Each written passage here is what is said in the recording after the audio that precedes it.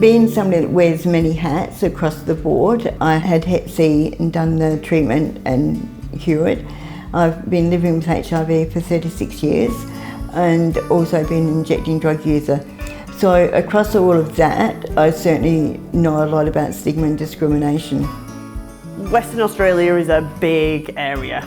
England fits into Western Australia 50 times or something, like that gives you a bit of perspective. Southwest is more regional, so our van can travel 2.5 hours to see 3 clients. The distribution through our NSEP of sterile injecting equipment contributes 1/3 of WA's total distribution. And the role of the organisation has broadened over the years to be a lot more focused on additional services rather than just the provision of clean equipment.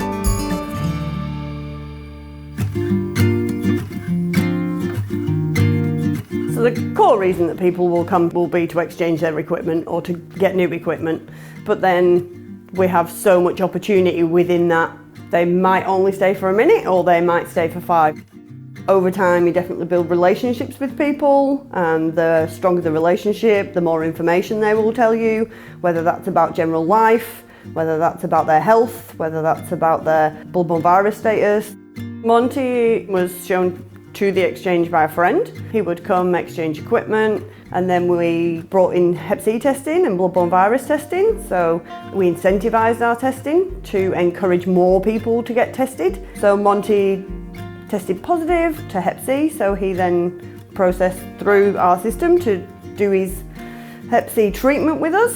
And yeah, we've just grown and grown in relationship to be able to help him where he's needed and when he's needed. They're an unbelievable organisation. They're very good. They help you. They take your blood test. They check for everything else more than your GP does. They really go out of their way. If I couldn't make it to the peer department, they would bring them to us every Monday morning in different containers.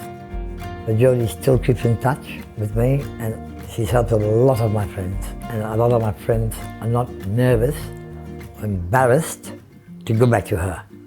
Simple as that. Unbelievable. She does not judge anything or anybody at all. Well, it's probably the only constant in my life every Tuesday. Like Jodes will flick us a message saying she's coming past, and if we needed to call in, just flick her a message.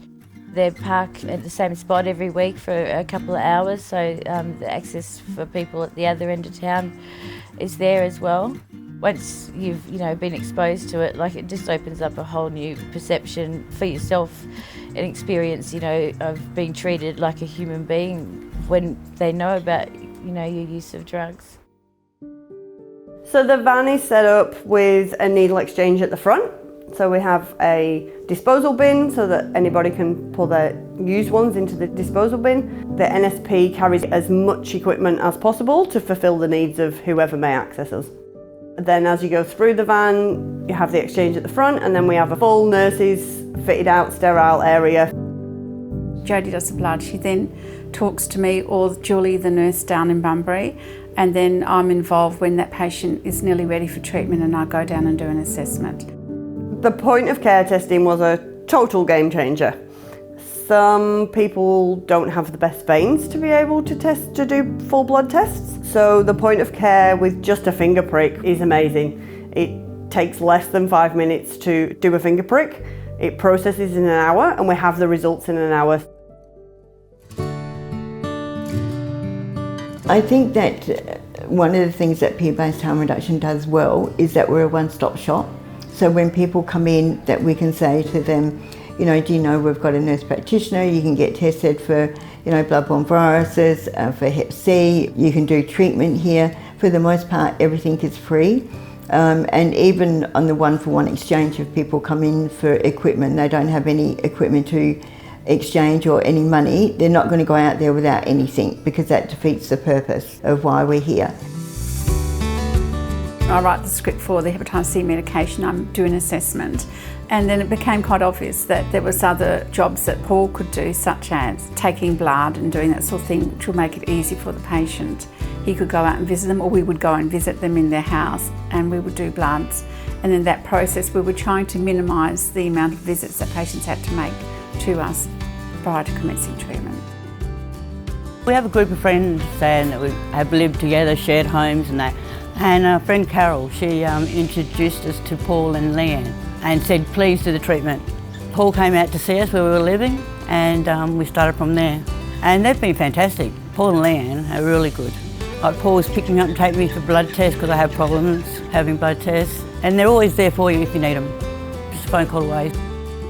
I've treated 165 patients, and I would say approximately 95 to 96% of those have achieved a sustained virological response. So they've cleared the virus. Peter's role in the Hep C Free program was to design the diaries, to recruit and train us. She did a very good job training, and then to be there to take the information, ask us important follow-up questions. If we had any questions from consumers that we hadn't been able to answer or weren't covered in the training, she is a great person to go to about Hep C related inquiries. But she was also a big supporter of me volunteering and working there. She's a peer, she's someone who understands, someone that you can just talk to on an even playing field and, you know, not feel different. I guess the devolvement of our model of care away from the traditional medical model is about making it as easy for people as possible to get treated for hepatitis C. Hepatitis C is now so easily treated that this is a great way for people to engage, for people to get treated. Perhaps it's a first point for people to make a change in their lives. I finished the tablets probably about 6 weeks to 2 months ago, and I've just been tested to make sure everything has gone through. It was really important for me to be cured from Hep C because I want to have a long life. I've got children and grandchildren and I want to be there for them. And life's too short as it is.